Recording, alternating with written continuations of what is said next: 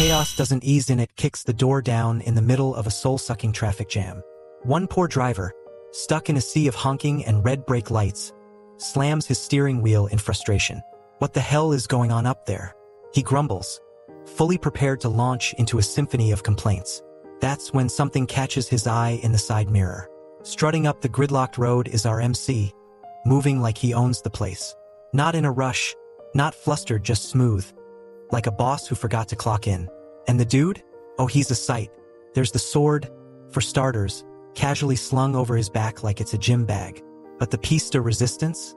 The flashy jacket with a massive golden dragon sprawled across the back, glinting under the setting sun. He's not walking, he's parading.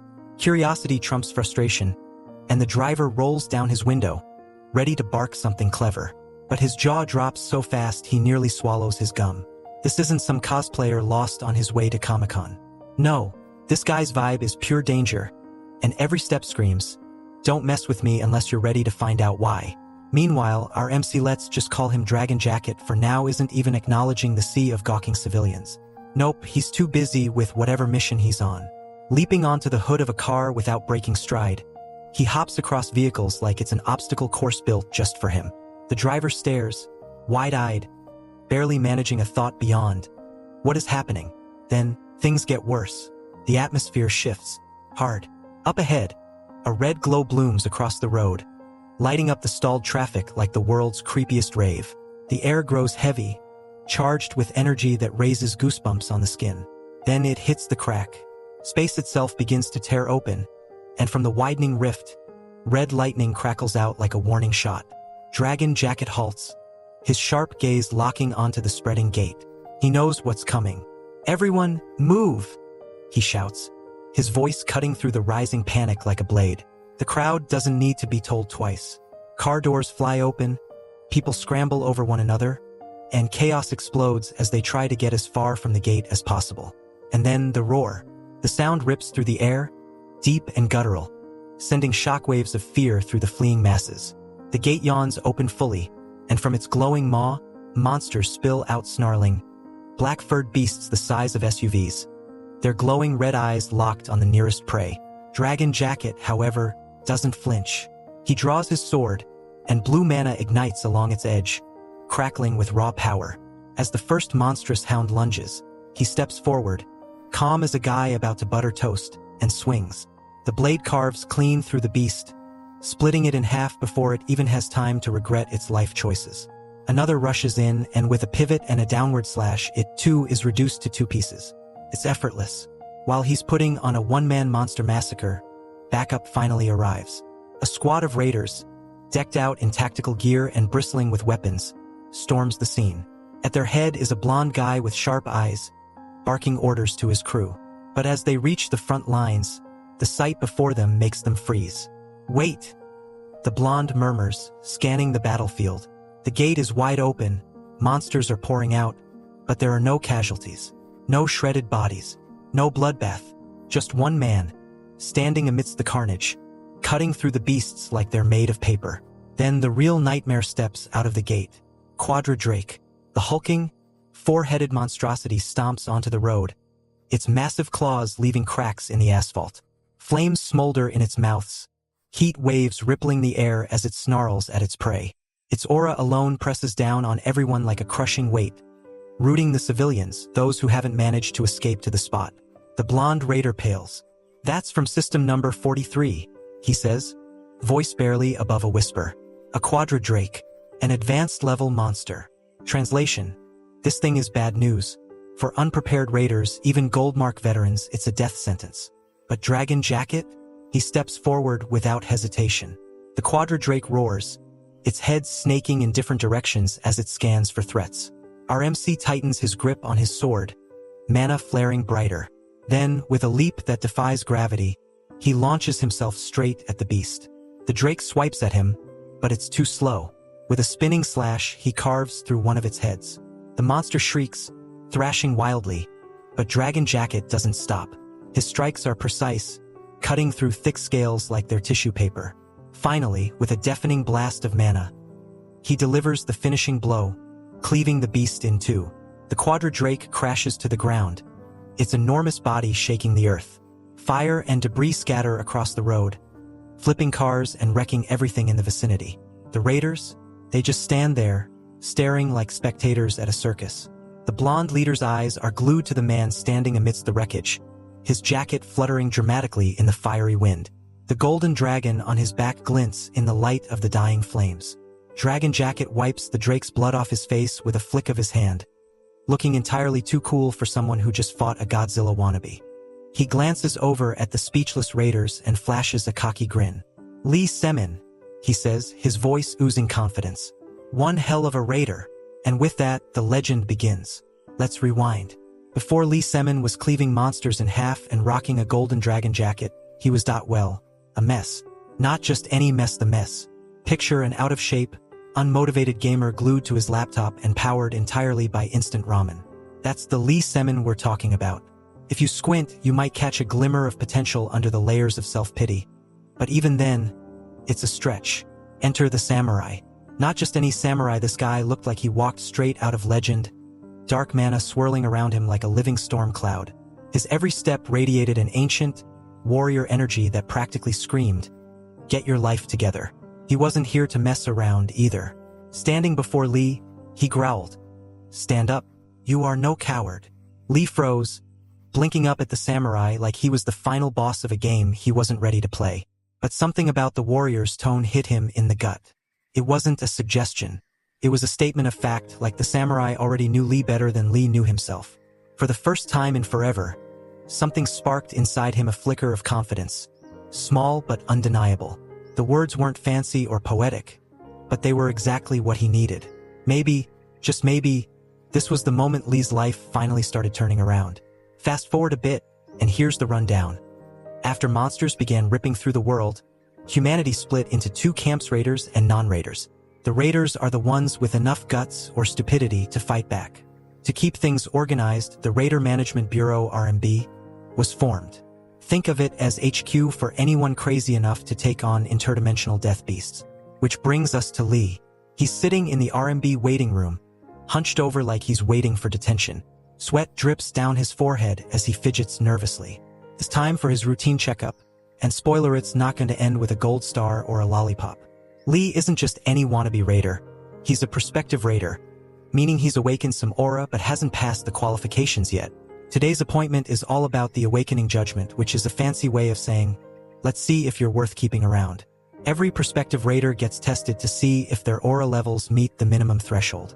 If not, well, good luck surviving military service, buddy. When Lee finally gets called into the testing room, it's everything you'd expect. Sterile, clinical, and so quiet you could hear your own hopes shattering. The centerpiece is the testing chair, a big, intimidating hunk of machinery that practically screams, "Welcome to your doom." Standing beside it is the examiner, a woman in a white lab coat who's already looking at Lee like she knows how this is going to go. She doesn't even bother with small talk. "All right, you know the drill. Sit down. Let's get this over with." Lee sighs, slumping into the chair like a guy walking to his own execution. The machine whirs to life, scanning him for aura levels. A few tense seconds later, the results blink onto the screen. 103. Same as always. The woman barely glances at the number before letting out an exasperated sigh. "Still no improvement, huh? You've been stuck at 103 since the day you awakened." For context, aura starts at 100. Anything below 150 is, frankly, pathetic. No amount of training has helped Lee move the needle, and it's starting to feel like the universe has it out for him. The examiner folds her arms, piling on the bad news. "Your aura's too weak for raider qualification. If nothing changes by your next checkup, you'll be shipped off to the military. They've already delayed your service once. No more extensions." Lee barely manages a nod, his face burning with shame.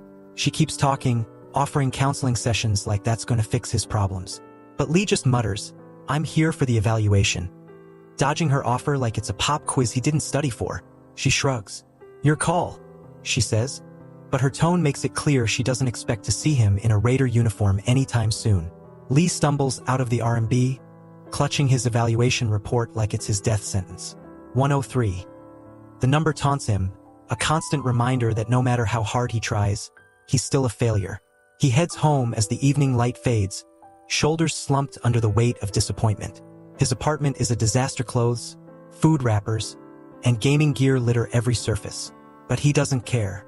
He kicks some junk aside and powers up his laptop, eager for a distraction. The screen lights up, and a notification pings from the Transcendent Network, an online hub for raiders and wannabes. Despite doubting its legitimacy, Lee clicks the link out of sheer boredom. His profile loads up. Unemployed bum Lee. The username stings a little, but it's not wrong. Shrugging it off, he dives into the forums. Most of the posts are chaotic flame wars between users with over-the-top names like Shadowless Slayer Damuguang and Dragon Lord Amunkazel. The comments are a cesspool of trolling, roasting, and general immaturity. For the first time all day, Lee cracks a smile. These people might be raiders, but their attitudes scream high school cafeteria drama. Amused, he joins the fray, tossing out a few sarcastic comments to stir the pot. Then, something catches his eye: breaking news post about on Sungjun, a raider who just hit platinum rank. The headline? Solo mission.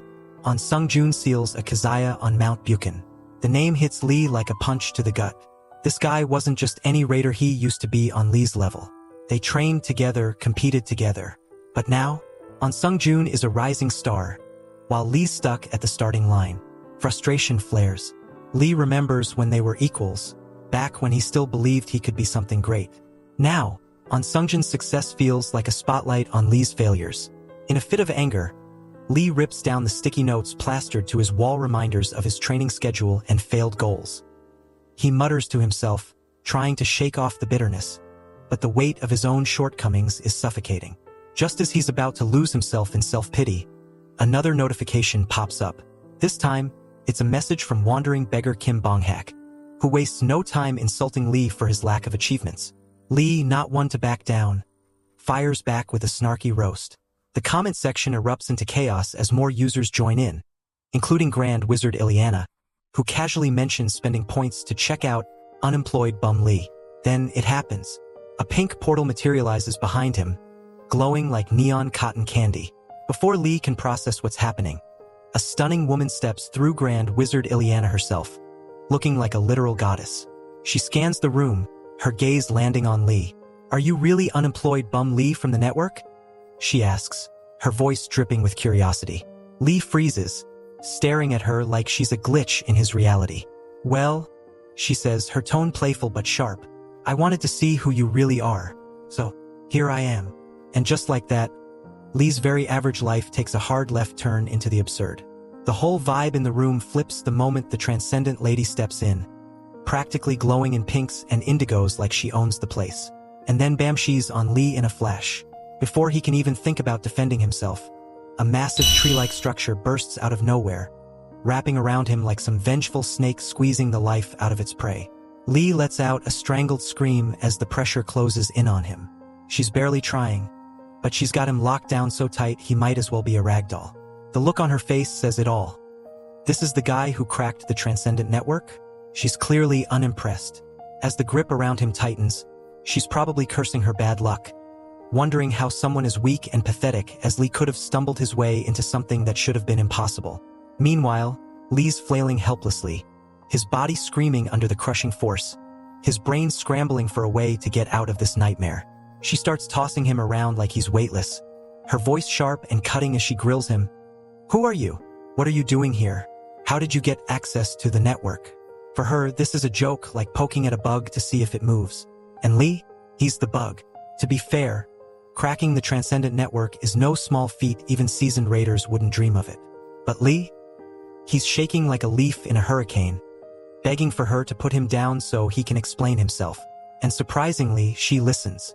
She releases her grip, and Lee plummets to the ground, landing face first with a satisfying thud. Groaning, he picks himself up, rubbing his sore nose. Instead of cowering, though, he tries to flip the script classic Lee by demanding, "Who the hell are you anyway?" She arches an eyebrow, clearly unimpressed but maybe a little amused by his guts. Without skipping a beat, she cuts to the chase. Raiders. Was he lying about being one? Lee panics, stammering out a half-baked explanation. No, he's not a raider yet, but he's on his way to becoming one. Or, trying to. She doesn't look convinced. Her patience wears thinner with every stumbling word.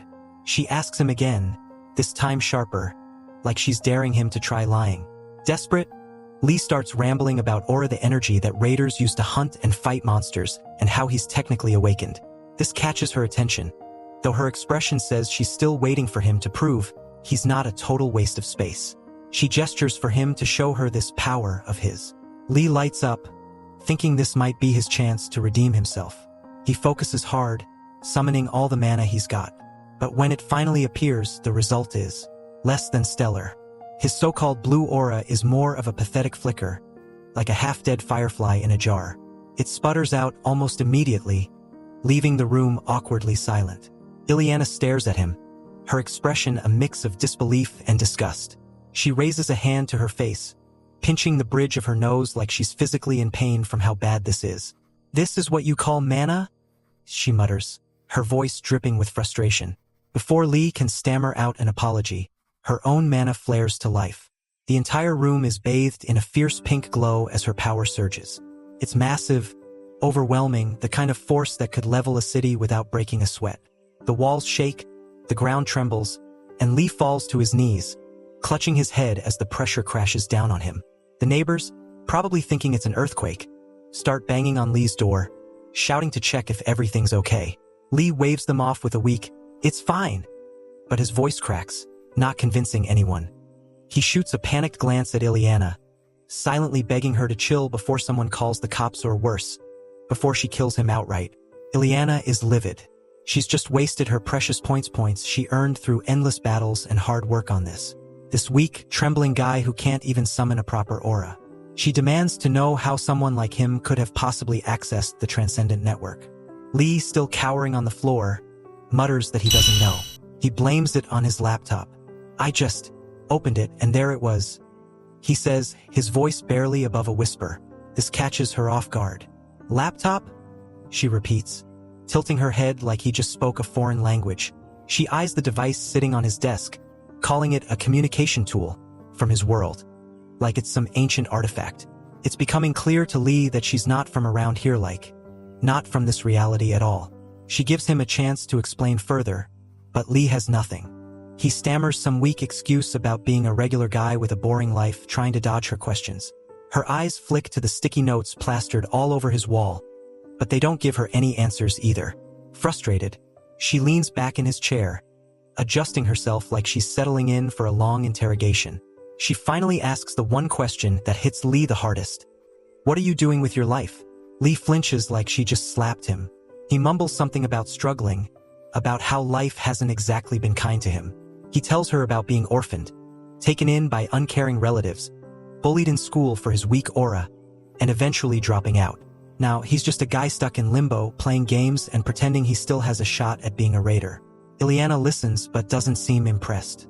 After a moment, she leans forward, resting her chin on her hand.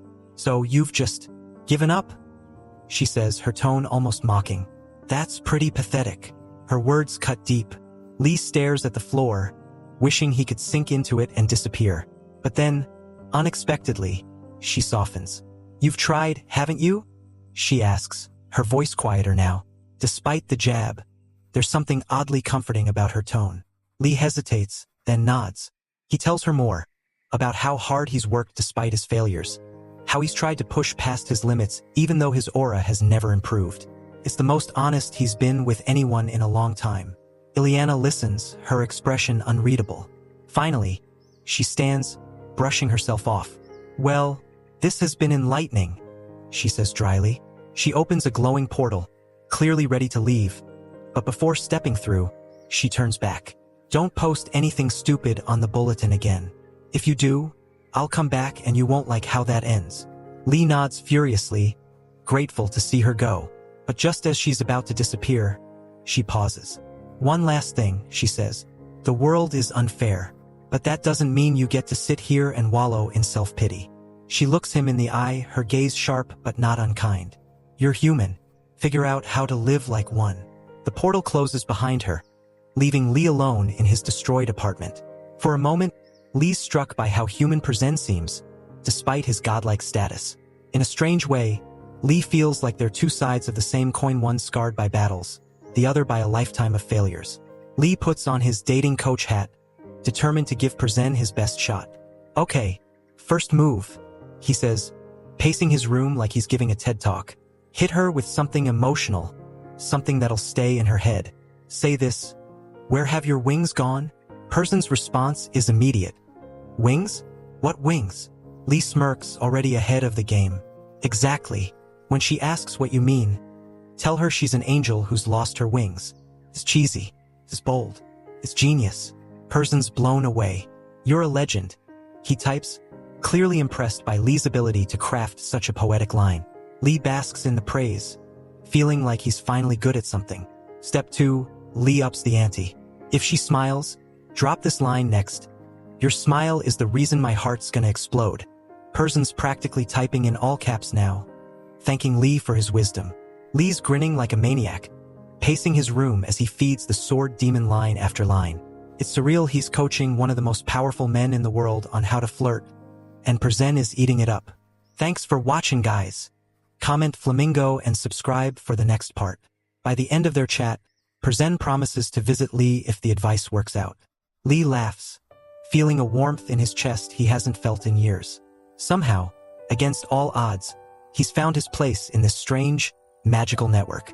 These aren't just gods and warriors anymore, they're people. People he's connecting with. And for the first time in forever, Lee doesn't feel like an outsider. But as the adrenaline fades, reality starts creeping back in. Lee slumps onto his bed, staring at the glowing petal on his wall. These transcendent beings, they do things.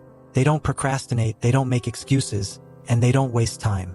Compared to them, Lee's whole life feels like a joke. The realization stings, and before he knows it, tears are streaming down his face.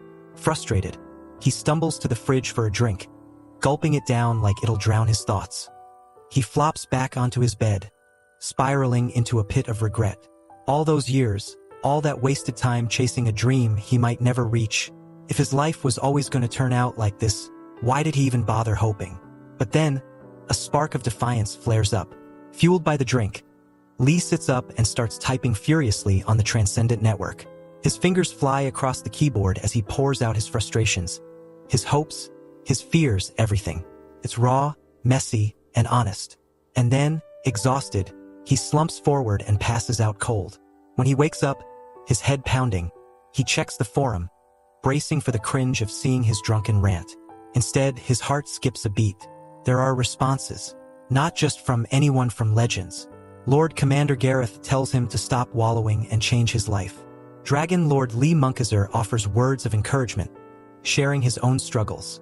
Sword Demon Perzen promises to visit him soon, and Shadowkill Damagwang fires him up with a no-nonsense pep talk. You can't get stronger lying in bed. Get up now, or you'll be stuck like this forever. Lee's chest tightens. They're rooting for him. They believe in him. For the first time in years, he feels like he's not alone. And then, a voice cuts through the room. Are you Bum Lee? The air shifts, heavy with power, as a new presence fills the space. Lee turns, his blood running cold. Standing before him is Dako Kyanma, the greatest martial artist in history. Impressive, Kyanma says, his voice deep and commanding. You may be weak, but you're no coward. Tears spring to Lee's eyes, unbidden. For the first time in his life, he feels seen. Kyanma steps forward, his presence radiating strength and purpose.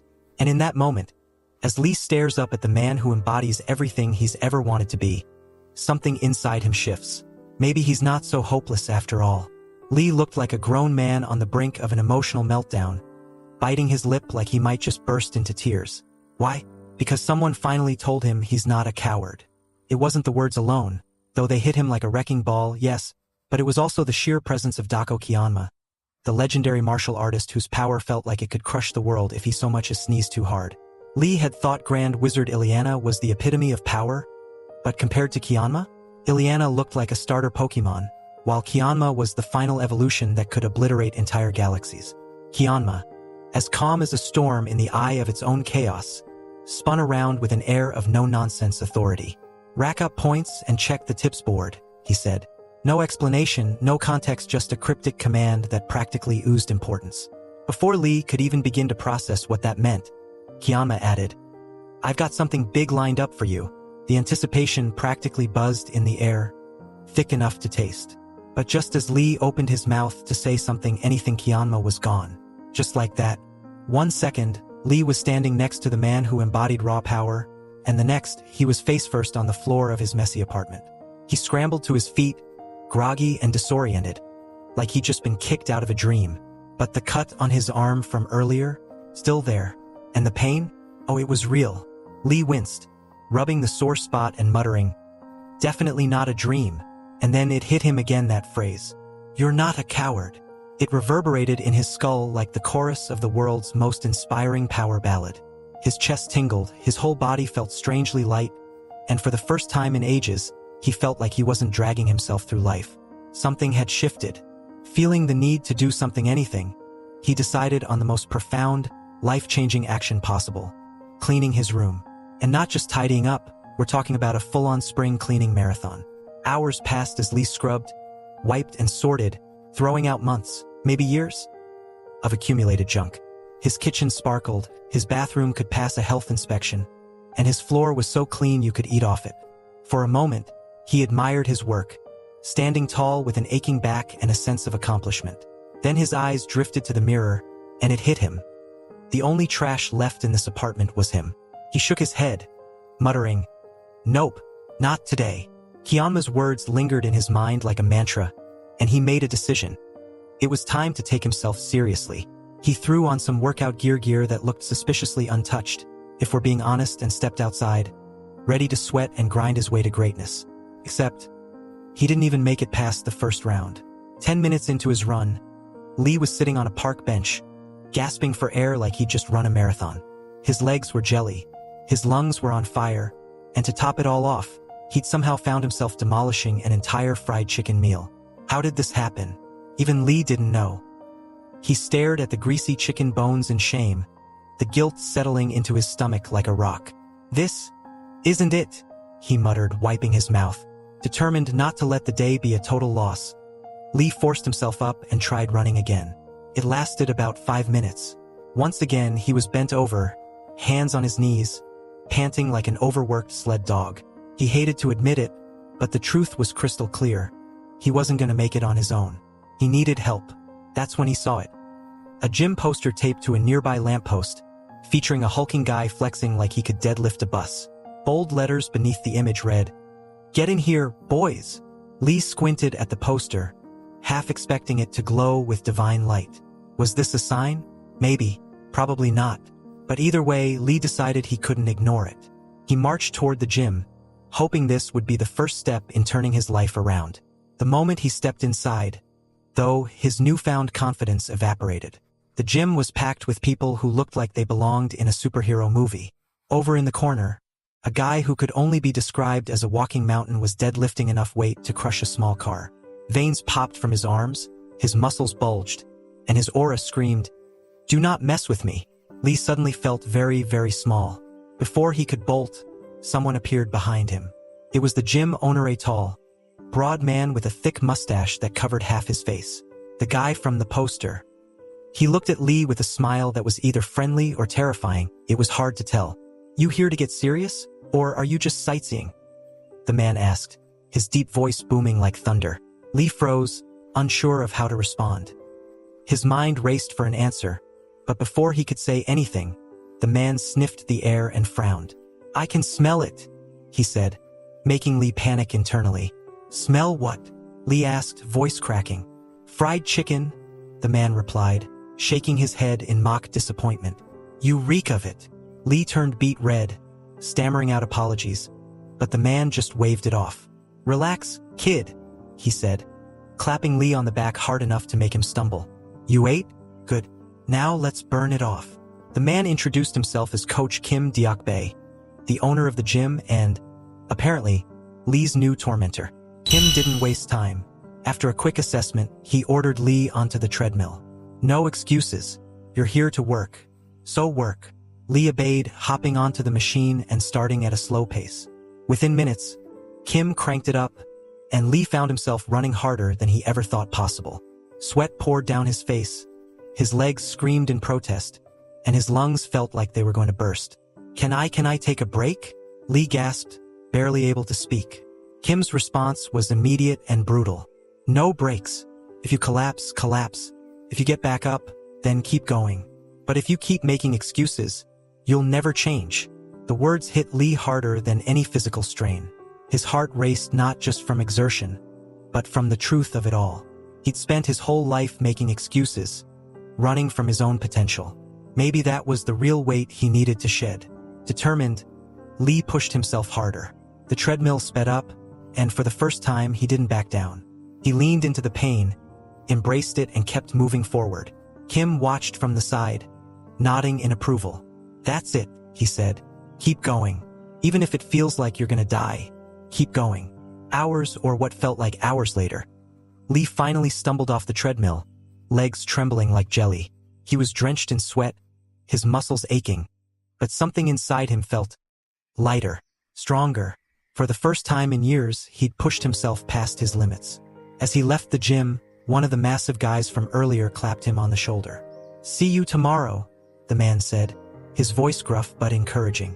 Consistency is the key. Back home, Lee collapsed into his chair, utterly spent but strangely satisfied. He logged into the Transcendent network, eager to share his small victory. But just as he finished posting, he remembered Kianma's words, "Check the tips board." He clicked over, only to discover he didn't have enough points to access it. Frustration bubbled up, but before he could spiral, a notification popped up. His first quest was live. The task? Lose weight. Specifically, get under 100 kilograms. Lee stared at the screen, horrified. "Under 100 kilograms?" he shouted, his voice echoing through the empty apartment. Lee's grind is in full swing, and life has turned into an endless cycle of gym sessions, treadmill torture, and sweaty, pain-filled determination. His first big quest, dropping under 100 kg, is consuming his every waking thought. Coach Kim has him on a relentless schedule, barking orders like, "You stop only when you're dead," and surprisingly, Lee's eating it up. He's never worked this hard in his life, but he's all in. His mantra? No excuses. Today, he even managed to run a ridiculous 8.5 kilometers. By the end, his legs give out, and he hits the pavement with a thud, drenched in sweat but victorious. Somewhere, imaginary confetti is falling. Back at his apartment, Lee stands shirtless in front of the bathroom mirror, poking at his reflection like it's a science experiment. He's convinced he's lost weight. He has to have lost weight. His shoulders look a little less rounded, and maybe, just maybe, his double chin is turning into a chin and a half. He gives himself a pep talk in the mirror, flexing as if he's a fitness influencer recording motivational content. "Let's do this today too," he shouts, hyping himself up for what's next. Today's plan? Running outdoors. Light cardio along the stream, maybe some interval training, something new to keep things fresh. As he jogs, he talks to himself like he's narrating his own heroic transformation. "Yep, this is it. I'm gonna transcend for real," he mutters, unaware of how ridiculous he looks to anyone passing by. And speaking of passersby, that's when she shows up. The girl in the pink tracksuit. She jogs past him, catching sight of Lee in all his sweaty, blabbering glory. She remembers the first time she saw him. Her brain had clocked him as a wild boar charging toward her, all heavy-footed chaos and labored breathing. But now, he looks different. Not by much, but enough to notice. He's still a mess, but there's progress in that mess, and it's oddly impressive. Lee doesn't notice her lingering glance as he makes his way to the chin-up bar. Chin-ups, the bane of his existence. He grips the bar, his arms trembling, barely managing a single pull-up. Every strained muscle reminds him of why he's doing this. It's not just about losing weight, it's about becoming stronger. About proving to himself and the world that he's not a coward. "I'm not a coward," he yells, his voice echoing across the park. People glance over, startled, but Lee doesn't care. He's in the zone, chasing the elusive promise of transcendence. Pink tracksuit girl, meanwhile, is watching. She's at the vending machine, taking a break and sipping water, but her eyes keep drifting back to Lee. There's something about his raw determination, his refusal to quit, that's inspiring. She decides to approach him. Why not? She walks over, smiling brightly, and says, "Hey, you're really working hard. That's impressive." Lee's mid-drink, gulping down water like his life depends on it. He glances at her briefly, mutters a barely audible thanks, and goes right back to hydrating. She tries again, mentioning how rare it is to see someone so dedicated. She's fishing for conversation now, curious about the guy pushing himself so hard. What's his story? But Lee? He's not having it. His mind's somewhere else entirely. The faint scent coming off her no. It's not just perfume. It's raiders. Lee freezes internally. He knows that smell. Raiders, with their superhuman strength and overwhelming presence, have a certain vibe. And Lee's had enough experience with their hierarchy to know where he stands in their eyes. During his trainee days, Lee learned just how brutal the raider world could be. Raiders treated non-raiders like dirt, the weak like they didn't even deserve to exist. Even the lowest-tier blue marks walked around with an air of superiority. Lee wasn't just avoiding this girl because he didn't feel like chatting. He was dodging the entire world she represented. A world where strength equaled worth, and weakness was something to be mocked. As pink tracksuit girl jogs past him again, she mutters something under her breath - fat uncle. The words sting like a slap, but it's the mocking wave she throws his way that really hits home. It's not just an insult, it's a reminder of all the times he's been looked down on, humiliated, and treated like nothing. She's no longer just a jogger in pink. She's part of that same world he's trying to escape, the world that defined him as weak. After his workout, Lee stumbles back to his apartment like a soldier returning from battle.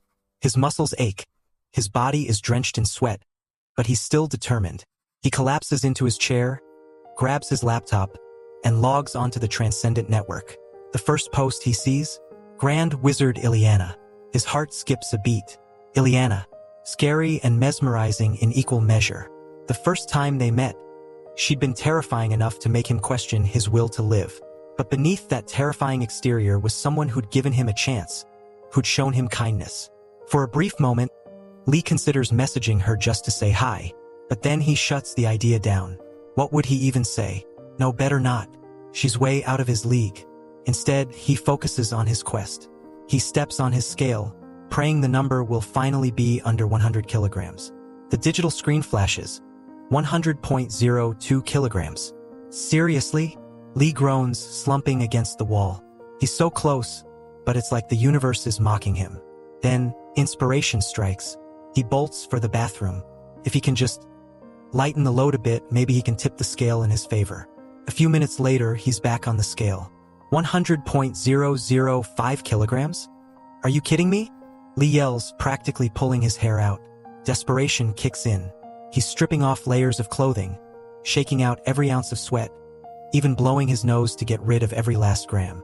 And finally, after what feels like a lifetime, the scale flashes. 99.99 kilograms. Yes!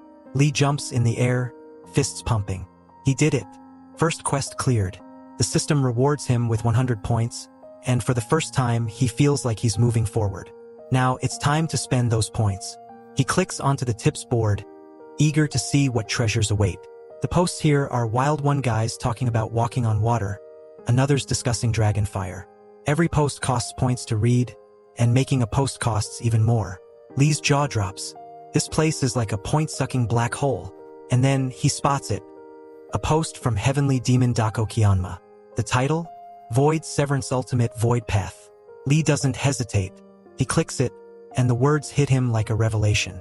The post details a transcendent cultivation technique, one that could fix his broken aura and unlock his true potential. The method is intense, requiring complete focus and discipline, but if done correctly, it promises to restore his energy flow and make him stronger than ever. For a moment, Lee just stares at the screen, tears welling in his eyes. This is it. This is the answer he's been searching for his whole life. The frustration, the failures, the years of self-loathing, it all led to this moment. Without hesitation, he gets down on the floor, bowing in gratitude to the heavenly demon. The skill is called Taijutsu Flow, and it's about to change Lee's life forever. The supreme training Lee Semin underwent? Oh, it was far from a leisurely stroll through the park. When you're learning under Dako Kyanma, the greatest martial artist of all time, the grind is on another level entirely. This wasn't one of those try-your-best workshops, this was the real deal. And the results? Wow. Lee's mana levels have skyrocketed to heights that would make his old self weep in disbelief.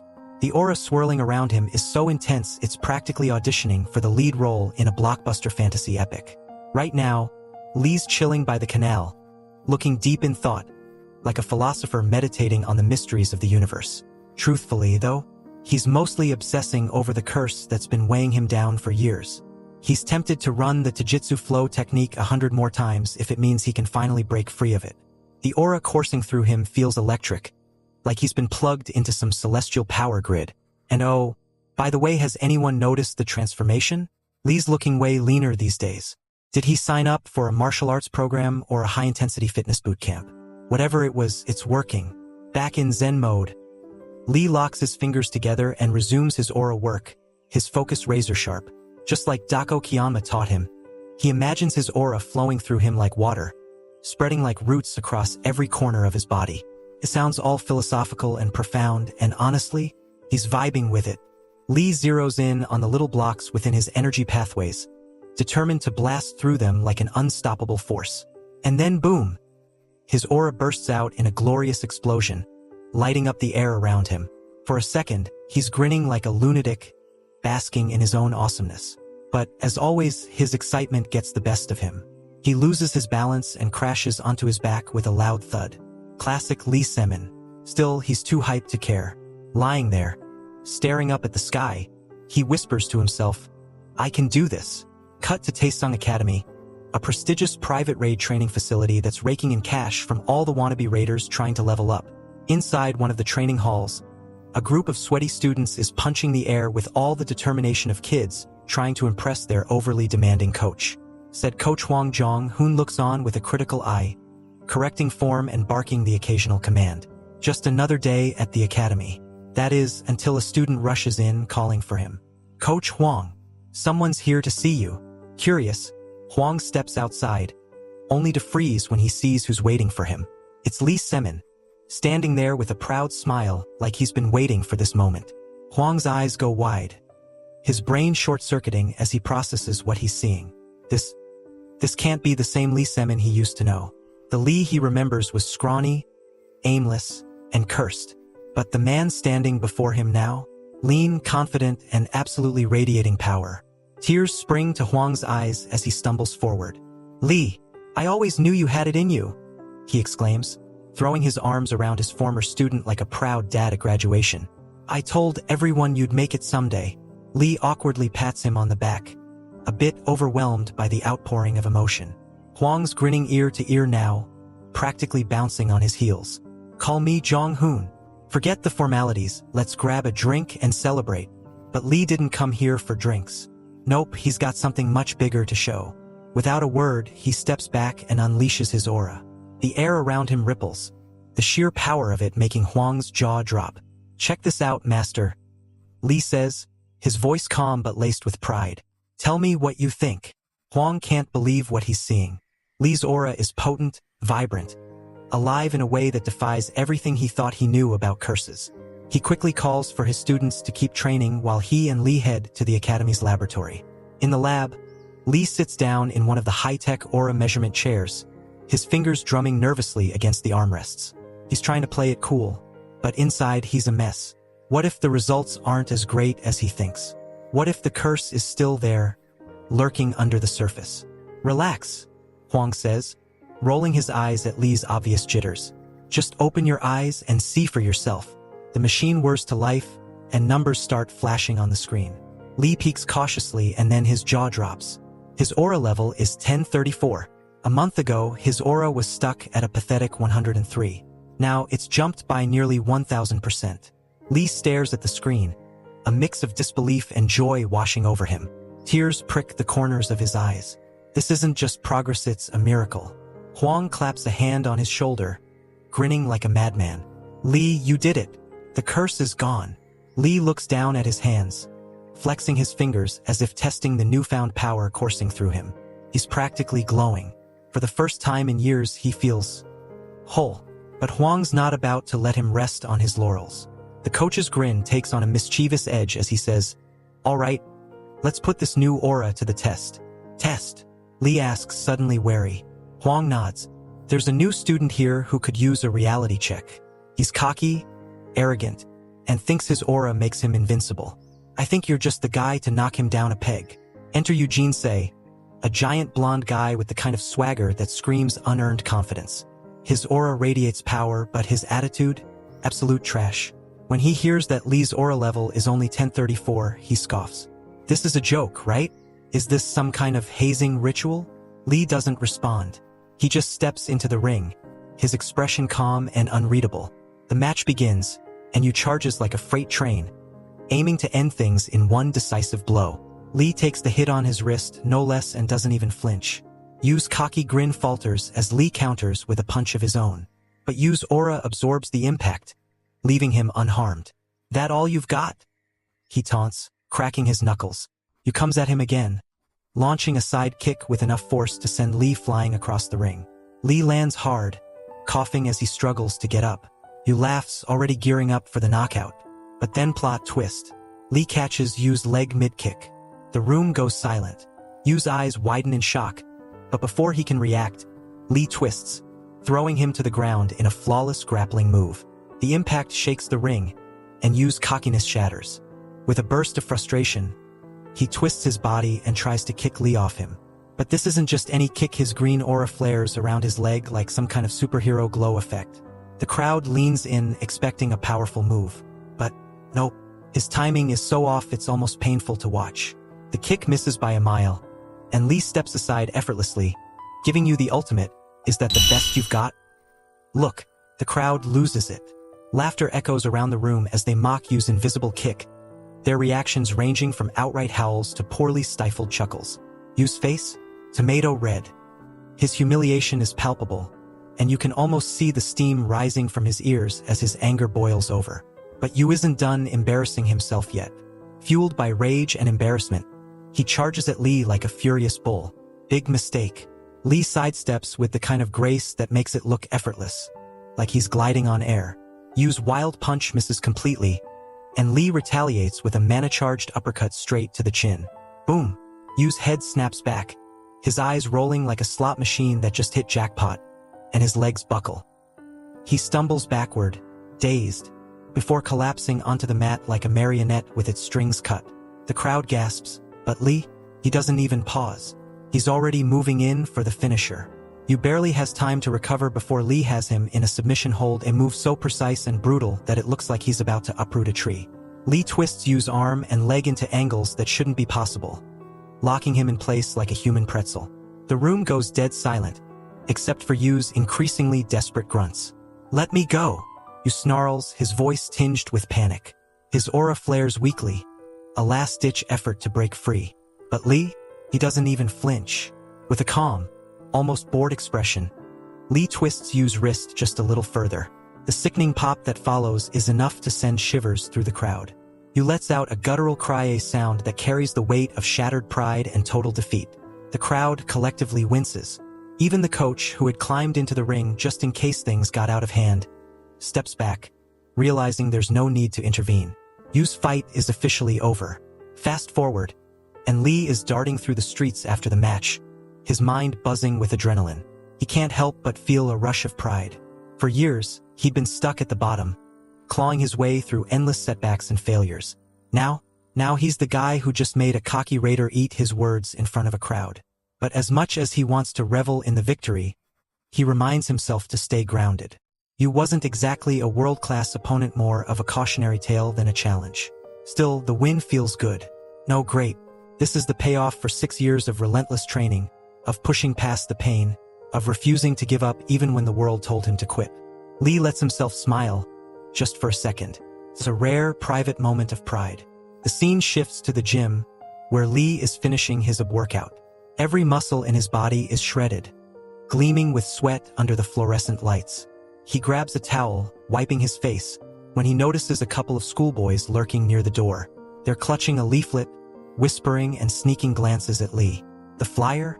It's a before and after poster featuring none other than Lee Semin himself. The before picture shows a round, unmotivated man with no aura and zero hope. The after? A lean, chiseled raider in the making with abs that could cut glass. The tagline screams, "Transform yourself in 3 months." The boys' eyes dart between Lee and the poster, their expressions a mix of awe and disbelief. One of them finally works up the courage to speak. "Hey, mister, did you really transform like this in 3 months?" Lee turns to them, his lips quirking into a cocky grin. "Of course," he says, his tone casual. "What, you don't believe me?" The boys nod furiously, their faces lighting up with admiration. Lee chuckles, flexing just a little as he leans against the wall. "It wasn't easy," he adds, pretending to be humble but clearly enjoying the attention.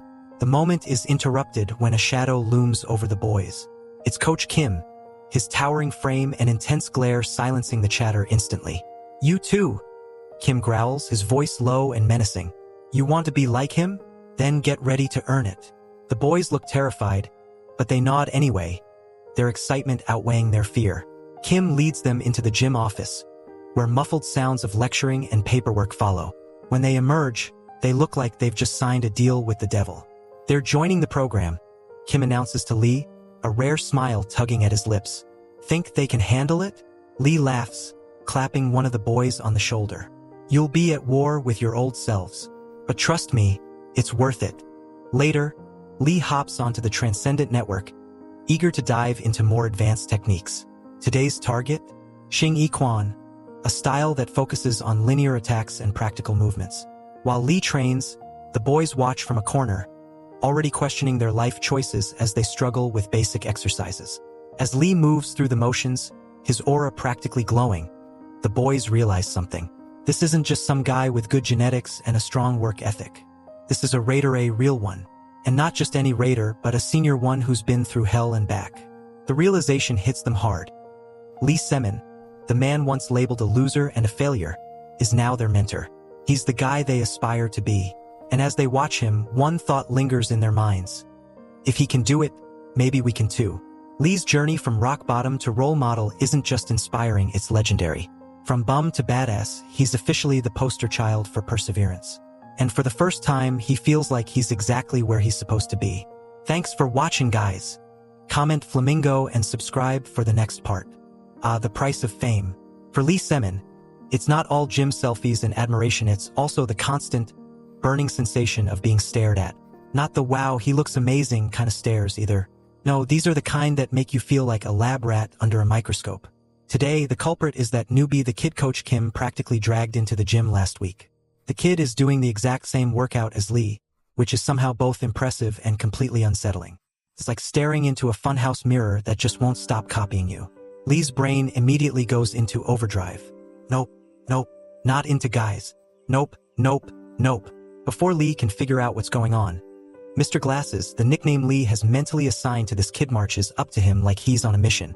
Lee spins around, startled, and blurts out, "What's up?" Because, really, what else do you say when someone's been creepily mirroring your moves for an hour? "I've been watching you," Glasses says, his tone way too serious for comfort. Oh great, here we go, Lee thinks. The words, "I've been watching you," are already awkward enough. But it's the smug look on the kid's face that really seals the deal. Then the kid adds, "There's something special about you." Lee's brain short-circuits. Special? What does he mean, special? Special how?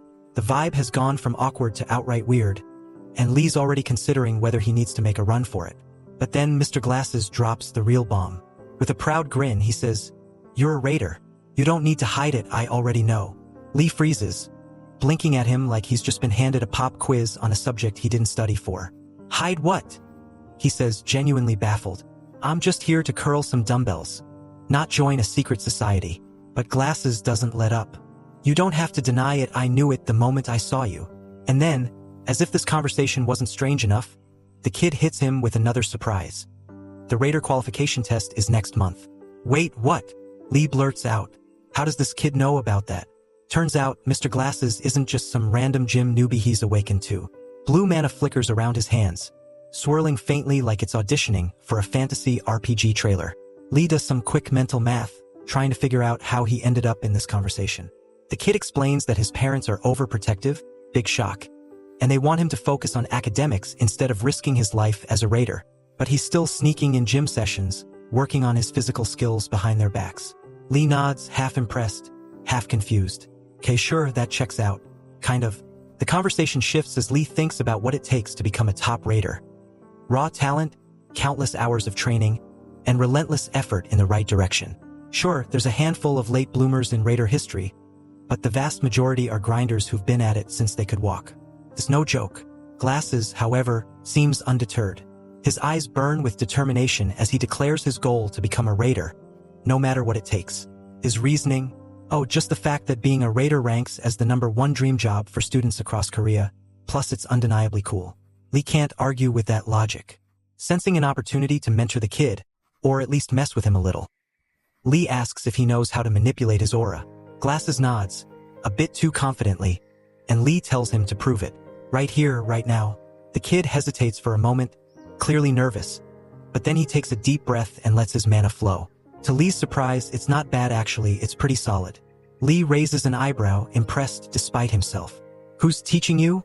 He asks. Online tutorials. The kid replies casually. Mostly from Sung-Jun. The name hits Lee like a freight train. Sung-Jun, that old friend. Memories flood in, and for a split second, Lee's lost in nostalgia. He quickly shakes it off, laughing to cover up the moment and offering the kid some advice on managing his aura. Before they part ways, Lee tells him they're cut from the same cloth, two guys aiming for the top. Glasses looks like Lee just handed him the secret to the universe.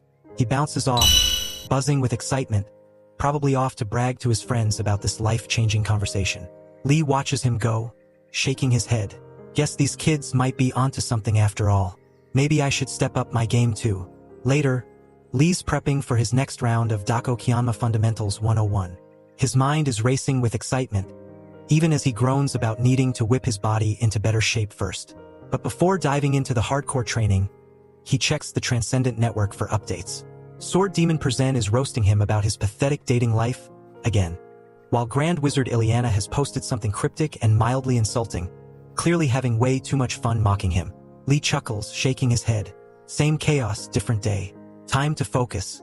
Lee decides to look up details for the upcoming Raider qualification test. But what does he find? Oh, just the wonderful news that this year's in-depth test is completely random. No past papers, no study guides, no insider tips, just pure unpredictability. Lee groans, leaning back in his chair.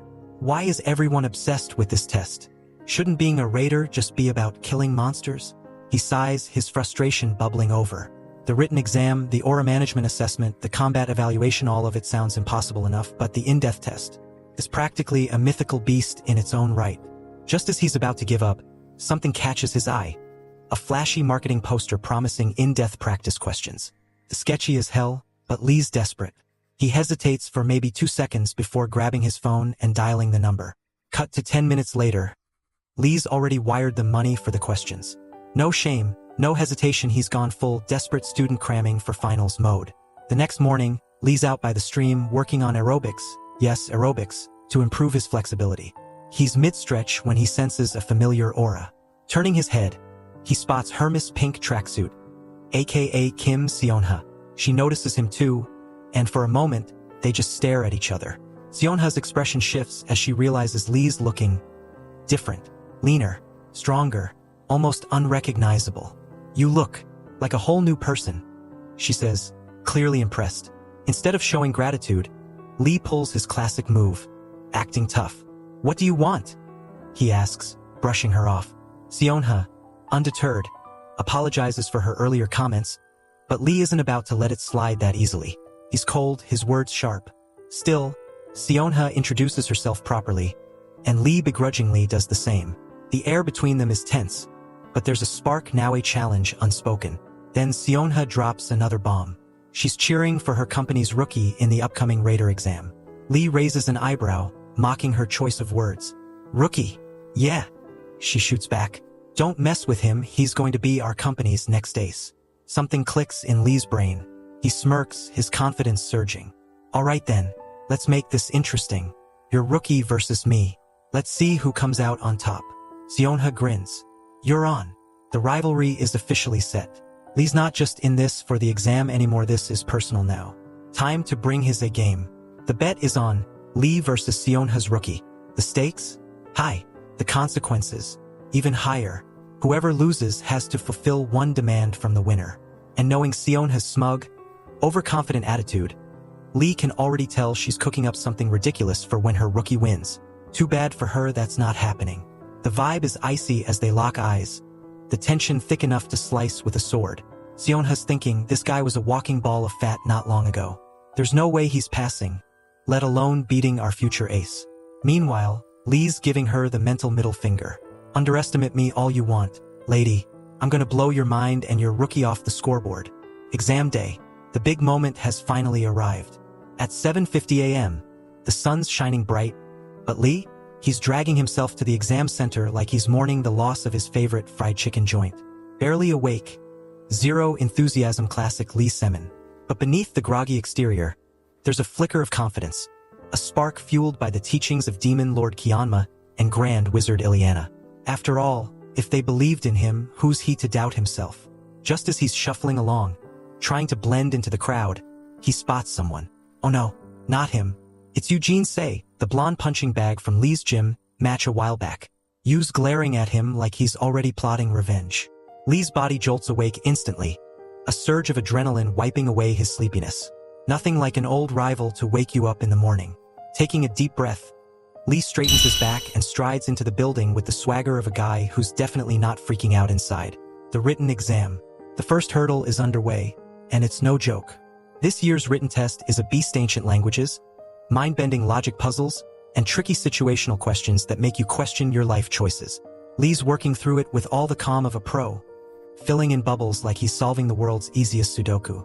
Around him, students are sweating bullets, their pens moving frantically as they try to beat the clock.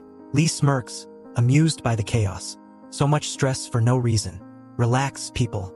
For once, all those late-night cramming sessions are paying off. Finally, the clock strikes, and the superintendent, a grumpy-looking guy with glasses and a dad bod, steps up to announce the end of the exam. "Drop your pens," he orders, his tone leaving no room for negotiation. "Anyone caught writing after the bell will be disqualified." Cue the inevitable rule breakers. Some students, in a desperate attempt to finish, keep scribbling despite the warning. Bad move.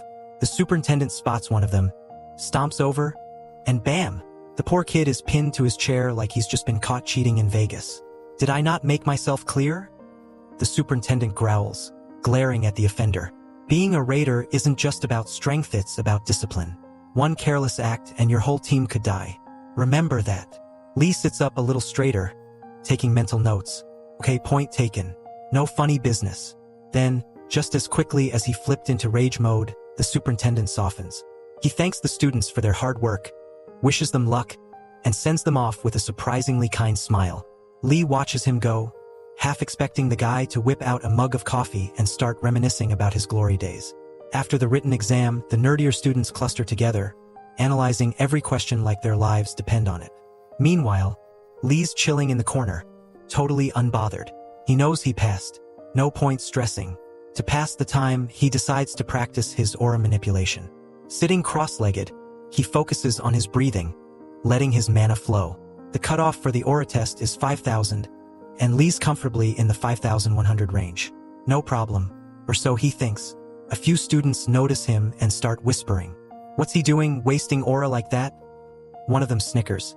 Another laughs, clearly amused. Lee ignores them, trying to stay zen, but those pesky intrusive thoughts keep creeping in. He recalls the teachings of Dako Kianma. The Supreme symbolizes harmony, yin and yang, heaven, earth, and humanity. Cultivate your aura, and stray thoughts will come, but let them pass like clouds in the sky. Lee tries, but the memories flood in. He remembers the day he told his non-biological parents he wanted to be a raider and how they believed in him without hesitation. The warmth of that moment pushes back the doubts clawing at his mind. Cultivating aura here? A voice suddenly interrupts. Lee's eyes snap open. It's the superintendent, waddling over with a raised eyebrow. "Not the smartest move," the man says, crossing his arms. "Aura cultivation should be done in a safe place, not in the middle of an exam hall." Lee immediately bows an apology, muttering a polite, "Sorry, sir." Surprisingly, the superintendent chuckles, clapping Lee on the shoulder. "Don't sweat it, kid. There are times when rules don't apply." He launches into a story about his younger days, training in forests crawling with monsters. "No breaks," he says, a hint of pride in his voice. "That's the life of a raider. You don't stop because it's hard. You keep going." Lee's curiosity gets the better of him. "Were you in any dangerous battles?" he asks. The superintendent laughs, clearly fond of the memories. "Every battle's dangerous, but there was one." He pauses, his eyes gleaming. "The gate subjugation. That one stuck with me. faced all kinds of monsters, but the Black Castle monster. He trails off, shaking his head. That thing wouldn't go down, no matter what we threw at it. Before he can finish, a secretary appears, calling him away. The superintendent wishes Lee luck, leaving him with a boost of confidence. Aura measurement exam. Lee heads to the first floor, his heart pounding. This is it. But when he gets there, he's greeted by a line so long it could rival a Black Friday sale. Great. As he waits, he overhears whispers about a female candidate who just got her aura measured. And the number? 30,000. 30,000. Lee's stomach drops. His aura is a measly 5,100. He suddenly feels very, very small. Who is she? He mutters to himself, already fearing the answer. What if she's the rookie Seonha mentioned? What if this is the person he's supposed to beat? Lee forces himself to stay calm, but deep down he knows. The road ahead just got a whole lot tougher. The corridor is buzzing with chaos. The news about Bang Yu-bai's aura level and eye-popping 30,000 has turned the hallway into a circus. It's understandable, though. Even top-tier raiders rarely break past 20,000. So for some random person to stroll in and hit 30,000 during the qualification exam? Yeah, it feels like someone's trolling. Lee Semin, naturally, is as curious as the next guy. Who is this powerhouse? What kind of superhuman upbringing did they have? As Lee quietly muses over it, the guy standing next to him casually drops the name. Bang Yu-bai. Oh, and she's not just absurdly strong apparently. She's stunningly beautiful too. Lee lets out a small laugh, his brain struggling to process that a monster-level aura wielder could also be gorgeous. Wait, Bang Yu-bai? That's a girl's name? And then it hits him like a cold splash of water to the face. No. There's no way this Bang Yu-bai is the rookie Seonha was hyping up. Right? Lee tries to shake the thought out of his head. There's no way someone with that level of power is a rookie. But the unease lingers. Lee, for reasons even he can't explain, decides to strike up a conversation with the guy next to him. So, anyone getting disqualified this year? The guy chuckles like Lee just told the dumbest joke of the century. Disqualified? You kidding? Everyone's scoring over 5,000. This year's class is on another level. Lee forces a tight smile, nodding along. But inside, it stings. Just last year, 5,000 was his dream. He knows what it's like to scrape by, to barely meet the minimum standard while the rest of the world soars ahead. These kids, these overachievers, have no idea what that feels like. Finally, it's Lee's turn. The room where his aura will be measured feels all too familiar. For 6 long years, this was where he faced the same crushing disappointment over and over. He can already feel the tightness in his chest, the anxiety clawing at him. The attendant runs through the instructions, but Lee barely hears her. He lies down, eyes squeezed shut like he's praying to every deity he knows, bracing for whatever number will pop up. The machine hums to life, and Lee holds his breath. Then it happens. 7,180. His eyes snap open. For a second, he can't even process what he's seeing. 7,180. That's not just progress, that's a huge leap. It's real. The number is real.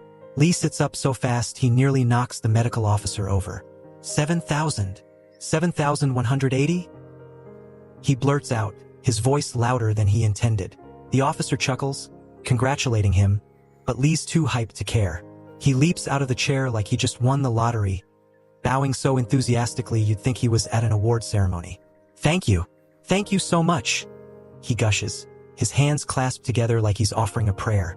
The doctor looks mildly perplexed by Lee's over-the-top gratitude. After all, this is just another routine result for them. But for Lee, it's everything. They'll never understand the uphill battle he's fought to get here. Post-exam victory lap. Lee's practically skipping down the street, his phone buzzing in his pocket. A message pops up. How'd the test go? Still riding the high of his result, Lee immediately invites the sender out for lunch. This calls for celebration. Cut to the city center. A vibrant, bustling scene filled with people rushing between shops, shiny new cars humming along the streets, and a general air of energy and excitement. Lee's perched at a trendy cafe, sipping water, waiting for his friends to arrive.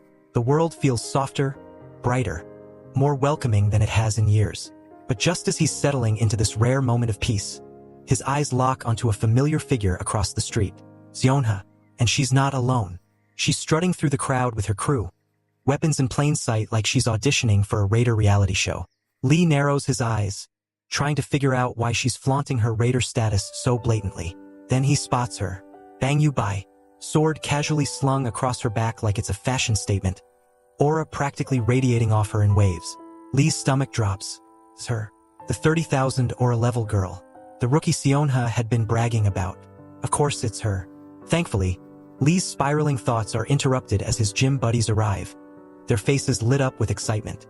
These two young lads have become his only real friends lately, and seeing them instantly lifts his mood. How'd it go? They ask, practically bouncing in their seats. Lee grins, leaning back in his chair like a king on his throne. Awesome, he says, his confidence palpable. What's for lunch? One of them pipes up. Pork belly, the other declares. And with that, the meal is decided. The pork belly feast is glorious. Plates of perfectly grilled meat, dipping sauces, and side dishes fill the table. Lee, in a rare display of generosity, tells the boys to eat their fill. This doesn't happen often, so go nuts, he says, flipping another perfect slab of meat onto the grill. The glasses guy cracks a joke, suggesting Lee ditch his raider dreams and open a barbecue joint instead. With your skills, you'd make a killing, he says, smirking. The other kid, not to be outdone, dramatically adds, if someone like you wasted your talents grilling meat, it'd be a national tragedy. Lee rolls his eyes but can't help laughing. All right, that's it. Who wants to get smacked? He says, raising the tongs threateningly. The table erupts in laughter, the boys practically doubling over. The vibe is light, carefree, a stark contrast to the stress of the exam. The cafe door swings open, and suddenly, the atmosphere shifts. Seonha walks in, her squad in tow. The room seems to quiet as heads turn, everyone instantly noticing the newcomers. Lee's heart sinks. But why now? Seonha locks eyes with him, her smirk widening. Well, if it isn't the guy who said he'd chew up my rookie like gum, she teases. Lee internally cringes. Did I really say that? This is Yubai, Seonha says, gesturing to the girl beside her. Yubai steps forward, introducing herself with a voice so calm and measured it sends chills down Lee's spine. He's trying to keep his cool, but the number 30,000 is flashing in his brain like a neon sign. Seonha leans in, her voice dripping with mockery. Don't forget our bet, Lee. I hope you're ready to lose. The meal wraps up, and Lee's friends, still riding the high of their pork belly feast, can't stop pestering him about the girls they just saw. Man, they were something else. One of them says starry-eyed. Lee, ever the wise mentor, tells them to focus on what matters. Looks don't mean anything, he says, trying to sound profound. Choose your friends carefully. But the night isn't over. As they head toward their next destination, karaoke, Lee's instincts suddenly kick in. The air feels wrong, heavy. A red glow begins to form behind them. Lee turns, his stomach sinking as he recognizes the unmistakable signs. Portal is opening. The air crackles, the ground trembles, and with a deafening roar, a massive gate bursts open. Out steps a Sinkus, a dragon-like beast radiating menace. Its roar shakes the cafe windows, and Lee's heart races. Run, he says, shoving the kids toward the door. This isn't just a monster attack. It's a disaster in the making. The beast stood there like it was gunning for the lead role in Kaiju. The sequel, Sinkus, Hostile Number 22, was a hulking dragon with the kind of swagger that screamed, I'm here to ruin your day. Its roar ripped through the air, loud enough to shatter windows and send shockwaves rattling through the town. Civilians scattered like ants, screaming, diving behind cars, or just sprinting for their lives. The streets were pure chaos. And Lee? Yeah, he just stood there, frozen, staring at the beast like it had just walked out of a nightmare, and honestly, it might as well have. His brain was screaming move, move, move, but his legs were like nah, not today. He didn't even flinch as the dragon unleashed another earth-shaking roar. Nope. Lee Semin, raider in training, aura enthusiast, full-time spectator. He was about as useful as a chair in the middle of a stampede. Then the cavalry arrived. Iron Horse Company. Seonha's squad rolled in like a blockbuster action scene, all synchronized moves and over-the-top coolness. They weren't one of the big three guilds, but they had a rep for handling disasters like this with precision. The big guy with the shield stepped in first, absorbing Sinkus' initial attack like it was a game of dodgeball. Meanwhile, Seonha zipped through the battlefield like a streak of lightning, her blade slicing through the air as she zeroed in on the dragon's core. The rest of her crew moved like a well-oiled machine, backing her up with flawless teamwork. But because life loves throwing curveballs, a new problem arrived to spice things up. Jorgs. Hostel number 8, the Jorg, was what you'd get if a wolf and a hyena decided to have an angry baby with way too much caffeine. And there weren't just one or two of them. A pack of snarling Jorgs burst through the chaos, beelining straight for the fleeing civilians. Because, of course, what's a monster attack without bonus mayhem? Lee, still glued to his spot, watched the disaster unfold like he was binging a particularly intense Netflix show. People screamed and tripped over themselves to get away from the Jorgs. But one kid wasn't running. Inji, the teenage gym kid. Yes, that same kid grabbed a stick and whacked a Jorg in the snout, saving a panicked civilian. Lee blinked. Was he hallucinating? A teenager was out there fighting a monster with nothing but a glorified twig? Inji wasn't backing down either. When the Jorg got back up and growled at him, he kicked it right in the gut, sending it flying. Lee was both impressed and deeply ashamed. This kid, with zero training, was putting up more of a fight than he was. While Lee stood there, frozen in place, Inji was out there kicking ass. But wooden sticks and gutsy moves can only get you so far. Two more Jorgs closed in on Inji, their jaws snapping with a hunger that promised pain. One latched onto his shoulder, and the kid went down, blood pooling beneath him. Lee's brain finally caught up to the situation, and something inside him snapped. This wasn't just chaos anymore. This was real. And then, just as Lee was ready to charge in and play the hero, a metallic spear whizzed through the air, taking out the Jorg in one clean shot. The backup team arrived. The rescuers moved fast, dispatching the remaining Jorgs with practiced efficiency. Lee, still shaking off his paralysis, pointed to Inji. "Focus on him," he barked, his voice trembling with urgency. The healing team swooped in, patching the kid up as best they could. "Inji, hang in there," Lee said, crouching next to him. The kid, somehow still grinning despite the blood loss, gave a weak thumbs up. "I'm not dying today, don't worry." Meanwhile, Seonha was handling the last of the Jorgs like she was starring in her own action sequence. With a burst of blue mana, she unleashed an attack so powerful it turned the remaining beasts into little more than smoldering piles of regret. "Status?" one of her teammates asked as she wiped sweat off her forehead. "Fine," she replied, as if taking down an entire pack of monsters was just a warm-up. Then she turned her attention back to Sinkus, outlining a strategy to finish the dragon. "We hit the head," she said, her voice steady and decisive. "That's the core. Guanghai's team is backing us up. So we end this now." Seonha wasn't playing around. She scaled a nearby building with the agility of a parkour expert, leaping from ledge to ledge until she had the perfect vantage point. From her elevated position, she could see the entire battlefield and the weak spot at the top of Sinkus' head. Her sword flared with blue mana, crackling with energy. And then, in one clean, devastating strike, she plunged her blade straight into the dragon's skull. Sinkus let out one last, deafening roar before collapsing to the ground. The monster was dead. Hostile number 22? Eliminated.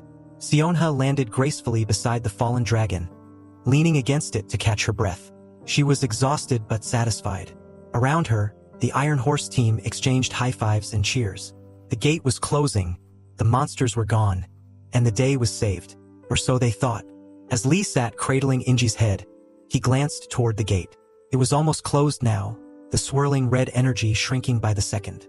But just before it disappeared, Lee saw something that made his blood run cold. There was another monster on the other side. A monkey beast. Not just any monkey beast. This was hostile number 1. The orc. The creature locked eyes with Lee through the narrowing gate, its massive frame radiating raw, brutal power. Lee's heart sank. This thing wasn't just a monster, it was a nightmare. And it wasn't done yet. As the gate sealed shut, Lee knew the fight wasn't over. Not by a long shot. The gate crackled with dying energy, shrinking inch by inch until it sealed shut, leaving behind the wreckage of Sinkus, hostile number 22. On the other side, the orc had locked eyes with Lee, its brutal gaze lingering like a promise that this wasn't over. Lee stared at the gate, his breath caught in his throat, the weight of that stare still crushing him. For a second, his heart felt like it had been ripped out and flung into the void beyond the portal. Then a voice broke through the fog in his head. Did the civilian make it out okay? It was Inji, lying on the ground, his face pale but somehow managing a grin. Lee forced himself to snap out of it, straightening up as he puffed out his chest. "Yeah, you saved them. Good job, kid," he said, his voice deliberately steady. Inji chuckled, though the effort made him wince. "It's what a trainee raider's supposed to do, right? No big deal." Lee nodded, plastering on a smile, But inside, the words hit him like a gut punch. Trainee or not, the kid had done more than Lee had. Inji had jumped in without hesitation, while Lee had stood there like a spectator at a disaster movie. He hadn't saved anyone, he hadn't even moved. And the memory of that failure, it wasn't going away anytime soon. The days that followed were brutal in their own way. The city moved on like it always did, the monster attack fading into the background as life returned to normal. But for Lee, there was no normal anymore. He couldn't shake the image of that day. The gate, the orc, Inji bleeding out. It played on a loop in his mind, especially during his workouts at the gym. The weights were supposed to help, but no matter how hard he pushed himself, incline presses, squats, even the punching bag, it didn't make the memories go away. One evening, as the clock ticked well past closing time, Lee was still at it, sweat pouring off him as he hammered out another set of reps. "Hey, it's late. Let's call it a day." Coach Kim's voice cut through the quiet, snapping Lee back to reality. Lee blinked, realizing he was the last one there. "Oh, right. Sorry, Coach." Kim studied him for a moment, his expression softening. "Come on, let's grab a drink." Thanks for watching, guys. Comment Flamingo and subscribe for the next part. At the bar, Kim ordered for the both of them, sliding a cold glass across the table to Lee. "So," he started casually, "you want to talk about it?" Lee hesitated, staring at the drink like it held all the answers. "Talk about what?" Kim raised an eyebrow. "What happened with Inji?" Lee stiffened, his shoulders hunching defensively. "It's fine. I'm fine." Kim let out a knowing sigh, leaning back in his chair. "You're not fine, and that's okay. You're allowed to not be fine, you know?" Lee didn't respond immediately. Instead, he took a long sip of his drink, his thoughts churning. "Did you know I'm awakened?" he asked suddenly, the words tumbling out like they'd been waiting for an opening. Kim nodded. "I know. And I know you've cleared the first exam, too." Lee's grip tightened around his glass. "Then you know I should have been able to do something. But I didn't. I just stood there." The weight of his admission hung between them, heavy and raw. Kim didn't interrupt, letting Lee continue. "Inji almost died because I froze. What kind of raider does that make me?" Lee's voice cracked, the frustration and guilt spilling out. Kim leaned forward, his gaze steady. "The kind who's still learning. And that's okay." To drive the point home, Kim launched into a story. "You know, before I opened this gym, I used to be a boxer," he said, his tone lighter now, as if easing Lee into the lesson. Lee blinked, caught off guard. "You? A boxer?" Kim frowned, clearly offended. "Don't look so surprised. I wasn't always this, built." He patted his stomach, grinning. "Back in the day, I was fast, agile. And I wasn't just some amateur either, I was good." Lee couldn't help but laugh, the tension in his shoulders easing slightly. "Yeah? How good?" Kim's grin faded, his expression growing serious. "Good enough to have a rival. A guy I considered a little brother. We pushed each other, made each other better.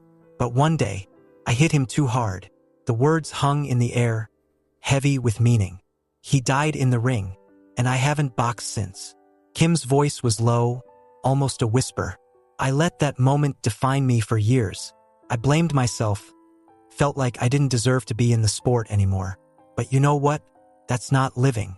That's just surviving." He leaned forward, his gaze locking onto Lee's. "You can't let one bad moment define you, Lee. Yeah, you froze. It happens. But it doesn't mean you're not cut out for this. It just means you've got room to grow." Lee didn't respond right away, his thoughts a whirlwind of self-doubt and the coach's words. Kim, sensing he wasn't quite getting through, switched tactics. "Tell you what," Kim said, smirking. "Think you could have beaten me back in my prime?" Lee snorted. "Not a chance." Kim grinned, throwing a mock punch in the air. "Damn right. But now, I bet you'd win. You're stronger than you think, kid. You just need to believe it." He clapped Lee on the back, the gesture both reassuring and firm. "You've got what it takes to be a great raider. But first, you've got to stop beating yourself up." The next day, Lee was back at Taesung Academy, standing in a VR simulation room. "Ready?" the instructor asked, setting up the simulation. Lee gripped his sword tightly, nodding. "Yeah, let's do this." His first opponent was a Jorg, the wolf-like monster he'd faced during the attack. Lee powered up his sword, the mana glowing faintly around the blade. With one swift strike, he took it down, the simulated beast dissolving into pixels. The instructor raised an eyebrow. Not bad. Want to stop there? Lee shook his head. No, I want something tougher. The instructor hesitated. How tough are we talking? Lee's jaw tightened. Syncus. Give me Syncus. The instructor's eyes widened. You sure about that? Lee nodded, his grip on the sword tightening. I'm sure. And just like that, the simulation loaded. The dragon appeared, towering over him, its eyes glowing with malice. Lee took a deep breath, steadying himself. This time, he wasn't going to freeze. This time, he was ready. The stage was set. Syncus roared, and Lee charged, determination burning in his eyes. Whatever happened next, one thing was clear. Lee Semin was done standing still. The simulation boots up, and the AI-controlled Syncus roars to life, looking every bit as terrifying as the real deal. Leave it to Taesung Academy to craft a dragon simulation that feels like it could actually bite your head off. Lee stands there with his wooden practice sword glowing faintly from his aura, confidence brimming after his last easy win against the Jorg. But the second he charges forward, swinging his sword with all the gusto of a seasoned warrior, reality comes crashing down. His attack barely leaves a scratch on the beast's hide. The Syncus doesn't even flinch. It turns its massive head, locking its glowing, predatory eyes onto him as if to say, "That's it?" Lee's confidence wavers for a split second, just long enough for the Syncus to retaliate.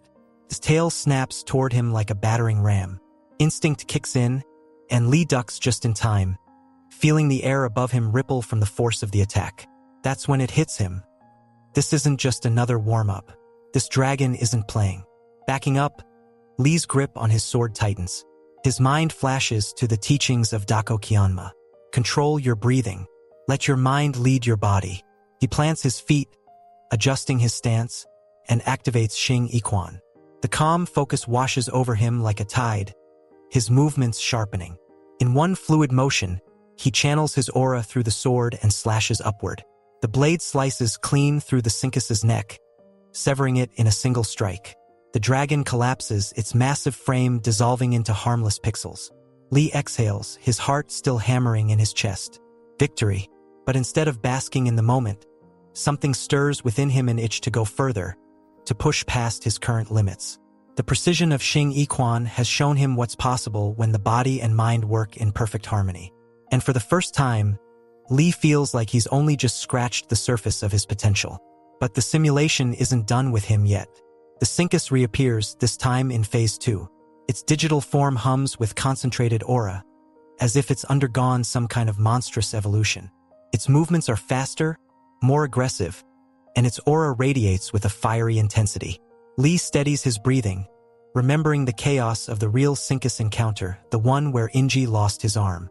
That failure creeps into his thoughts, but instead of letting it overwhelm him, he channels it into determination. No more freezing, no more hesitation. He lunges forward, each move deliberate, every strike infused with purpose. This isn't about winning anymore, it's about redemption. Days later, the combat evaluation test arrives, and Lee finds himself standing in the Coliseum, the primary testing ground for aspiring raiders.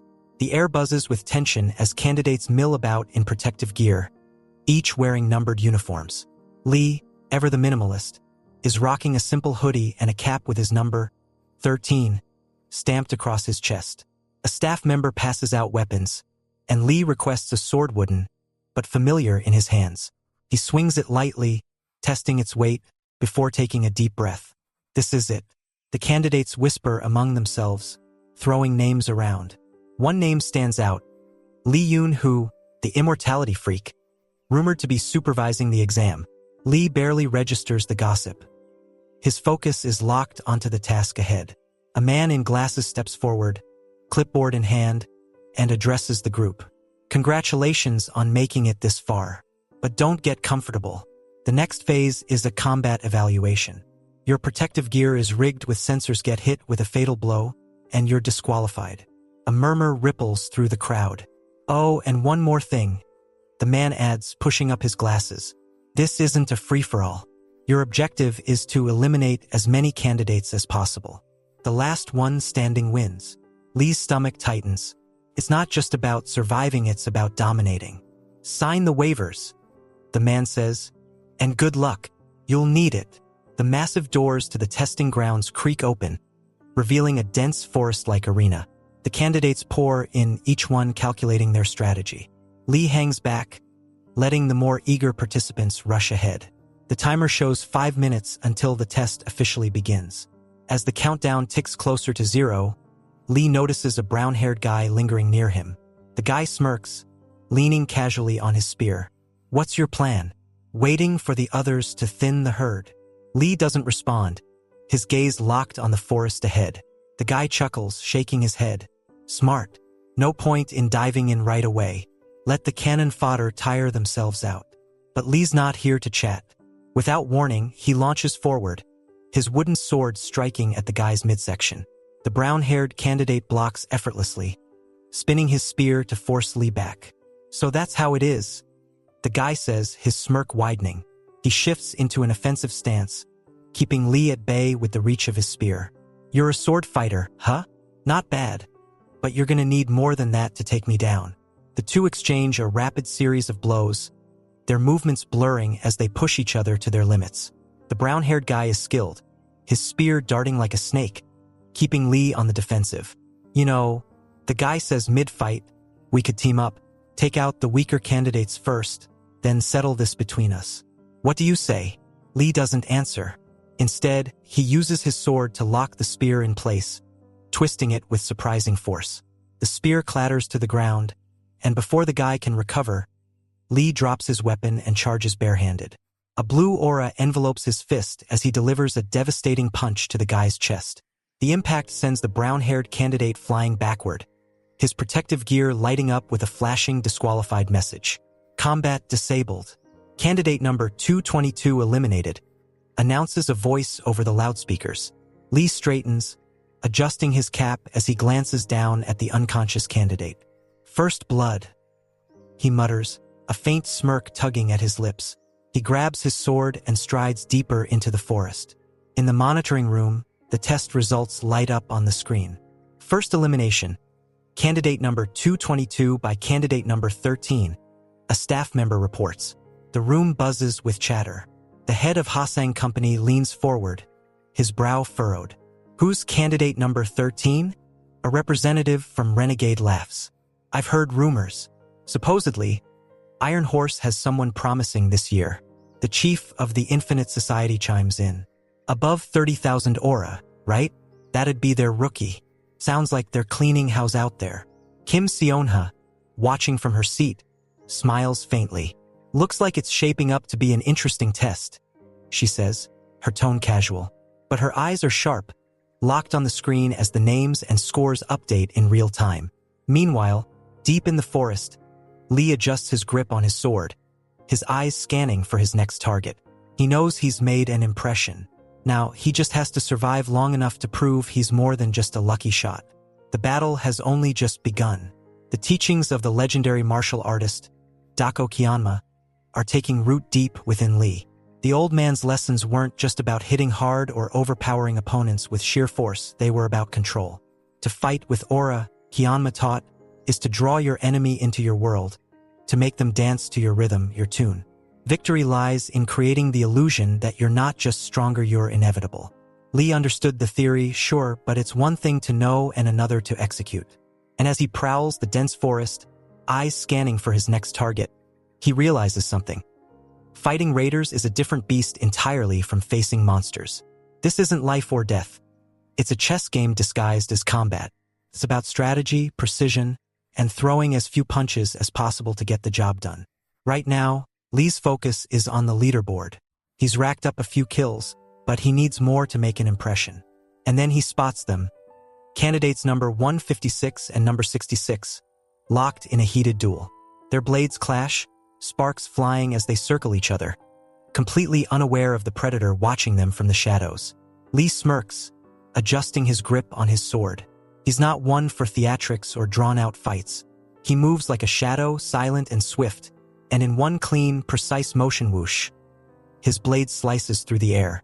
Before either of them can react, both candidates collapse. Double elimination. Lee steps over their fallen forms without breaking stride, his expression calm and composed. It's almost unsettling how little effort it took. Meanwhile, in the monitoring room, the heads of the top raider companies are glued to their screens, watching the live feed of the combat evaluation. The room is buzzing with energy, tension palpable as the candidates battle it out. When number 156 and number 66 go down simultaneously, the head of Renegade nearly spits out his drink. "Who the hell is that?" he demands, pointing at the screen showing candidate number 13 walking away like he's just taken a casual stroll. Another executive shakes his head in disbelief. That was Wuguk Association's rising star, taken out in a single move. The murmurs spread across the room, each company leader speculating about the identity of this mysterious candidate. Kim Seonha, seated toward the back, is the only one who seems to recognize him. She leans forward, eyes narrowing as she studies the figure on the screen. Her expression is a mix of surprise and discomfort. "Do you know him?" a blonde-haired colleague asks, noticing her reaction. Seonha doesn't answer right away. She knows exactly who he is, but she's struggling to reconcile the Lee Semin she's seeing now with the bumbling, self-doubting rookie she met just days ago. This isn't the same man. No, this Lee Semin is sharper, more focused, and far deadlier. Elsewhere in the arena, Yubai, the Iron Horse rookie and current darling of the competition, is on a rampage. Her blade moves with deadly precision as she cuts through yet another opponent, candidate number 27, who had been holding his own moments ago. Her kill count climbs to 15, a number so absurd it's almost comical for a rookie. But Yubai's not laughing. She's calm, composed, and completely in control. She takes a brief pause, catching her breath as her blood thrums with excitement. The fight is exhilarating, and she's ready for more. But then, a faint rustling catches her attention. Her sharp eyes dart toward the noise, scanning the treeline. A shadow moves between the trees, and then he steps into view. Lee Semin. Their eyes lock, and for a moment, time seems to freeze. Yubai's expression flickers with surprise. This isn't the trembling, wide-eyed rookie she saw before. No, this Lee Semin stands tall, his aura steady and resolute. He radiates confidence in a way that makes her pause, reassessing him entirely. For his part, Lee is equally caught off guard. So this is Yubai, the rookie everyone's talking about, the one with the absurd kill count. He takes a deep breath, steadying himself. Yubai recovers first, a playful smile tugging at her lips. "So," she says, tilting her head slightly, "you're the one who made a bet with my senior? Bold move." Lee smirks, his grip tightening on his sword. "I like a challenge." She laughs softly, but there's a spark of admiration in her eyes as she glances at his kill count. 10. Impressive for someone who was, by all accounts, a nobody not too long ago. But admiration only goes so far. Yubai adjusts her stance, readying her blade. "Let's see what you've got," she says, her tone light but her intent razor-sharp. Yubai moves first, her speed almost impossible to track as she closes the distance between them in the blink of an eye. Her blade arcs toward Lee, a strike so precise it could end the fight in an instant. But Lee isn't the same as before. He sidesteps, the blade missing him by mere inches. His heart pounds in his chest. She's fast, faster than anyone he's fought so far. Yubai doesn't let up. She presses the attack, her sword a blur as she lashes out again and again. Lee is forced to dodge, barely keeping up with her relentless assault. Then she switches tactics, snapping her leg out in a powerful kick. Lee raises his left arm to block, his aura flaring as he absorbs the impact. But he doesn't stop there. With a fluid motion, he counters, his sword slicing upward in the same instant. The blade grazes her chin, leaving a faint mark. Yubai freezes, her eyes widening in shock. She steps back, touching her chin and feeling the sting of the cut. For the first time in this competition, someone has managed to land a blow on her. Lee straightens, his expression calm but his eyes blazing with determination. "I adapt quickly," he says, his voice steady. Yubai chuckles, her initial surprise giving way to genuine excitement. "You're full of surprises," she admits. She unties her hair, letting it fall loose around her shoulders, a symbolic gesture. Her aura shifts, dark energy radiating from her like a storm. The Phukma sword in her hand seems to come alive, its presence oppressive and suffocating. Lee feels the temperature drop as the weight of her aura crashes over him. It's monstrous, raw, and terrifying. But instead of retreating, he tightens his grip on his sword. He's scared, how could he not be? But he refuses to let that fear control him. "I won't run this time," he says, meeting her gaze head-on. Yubai grins, impressed by his resolve. "Good," she replies. "Let's see how long you can keep that promise." The two charge at each other, their auras colliding in a burst of energy. The clash is fierce, their determination fueling every strike, every dodge, every counter. And just as the tension reaches its peak, a voice cuts through the air. The individual battles have now ended. Lee's protective gear activates with a hiss, locking him down like a malfunctioning robot. His mana fizzles out, and his body is pinned to the ground with the force of gravity cranked up to 11. Thud. His face hits the dirt. But honestly, he couldn't care less. A wave of relief washes over him as he realizes he's just been saved from certain humiliation. Meanwhile, Yubai, still radiating that devilish aura, lets out an audible scoff. She clearly wasn't done playing. Her lips tighten into a smirk, the kind that says, "I'll finish you next time." The second qualification exam ends with a bizarre sense of finality, like a story cut off mid-sentence. Wounded candidates are promptly carted off to the treatment area, while the rest are corralled into the exam room for the dreaded final phase, the in-depth evaluation. Now, you'd think after all that sword-swinging and aura-clashing, they'd let the candidates take a breather, right? Nope. The organizers have cooked up their ultimate masterpiece of misery, an essay test. As Lee plops into his seat, he's greeted by a blank page and a pencil. For a split second, panic flares in his chest. What is this, art class? His heart races as the announcement comes through. Write a 5,000-character essay explaining why you want to become a raider and what you believe the mission of a raider is. You have 1 hour. Failure to complete the essay will result in disqualification. The collective gasp that follows is almost deafening. A room full of battle-hardened candidates freezes, their confusion palpable. Lee stares at the blank page like it's some kind of alien artifact. His brain immediately launches into overdrive, searching for inspiration. Why do I want to become a raider? He mentally sorts through potential stories. Maybe he could write about being trapped in a gate and saved by a heroic raider? Too cliché. Or he could go with the classic, "I watched raiders on TV, and now I'm inspired" angle? Nah, everyone's probably doing that. Then, like a lightning bolt, it hits him, justice.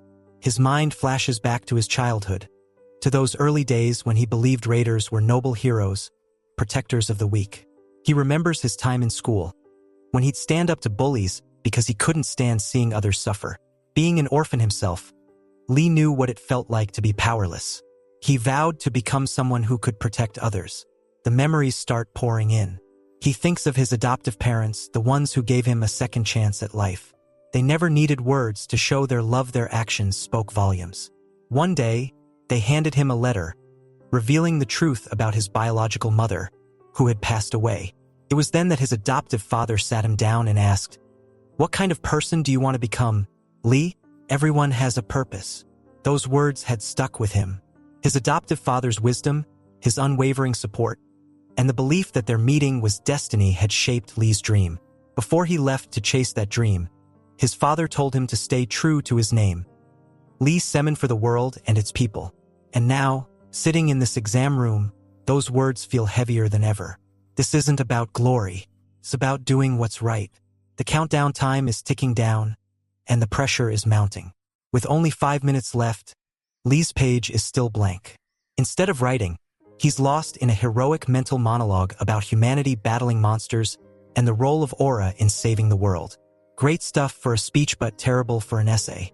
Finally, he snaps out of it and grabs his pen, determined to write something, anything. He's got this grand idea about duty and protecting world peace. But before he can even jot down a single word, the clock strikes 0. The exam is over. Lee stares at his empty page, his stomach sinking as reality hits. Not a single word. He's blown it. Completely. At the hospital visit a few days later, Lee finds himself visiting Inji in the hospital, a gift bag in hand. They exchange awkward smiles like two people who've been through way too much together in way too little time. "How's it going?" Lee asks, his tone casual but warm. Inji shrugs, holding up a novel. "I've been reading to pass the time." "Do you like novels?" Lee blinks. "Me? Novels? Nah, not really my thing. Inji smirks. Figured as much. Lee cracks open a drink from the gift bag and leans back. So, when are you getting out of here? Inji sighs. Not anytime soon. They've got me doing some private studies while I'm here. Lee bursts out laughing. Studying? In a hospital? What are you, a scholar now? Inji rolls his eyes, but the playful banter feels good. It's normal, almost. Then, in a quieter moment, Inji reveals his dream. He wants to become a firefighter. Lee's jaw drops. A firefighter? Seriously? Yeah, Inji says, his voice steady. Firefighters save lives too, you know? Just like raiders. Lee leans back, processing this. He'd always imagined Inji as a fellow raider. But the kid has his own dreams, and they're just as noble. As they say their goodbyes, Inji asks, "When will we see each other again?" Lee pauses, then grins. "In 2 years." 2 years? What are you, a time traveler? Lee laughs, giving Inji a playful pat on the head. "Just stay strong, okay? Our next meeting's going to be epic." As Lee leaves the hospital, his mind is already on what's next. The chapter ends with a tantalizing reveal. Lee's been confirmed for active duty enlistment. What does that mean? Where is he heading? And what chaos awaits him next? Stay tuned because things are about to get real. Thanks for watching, guys. Comment Flamingo and subscribe for the next part.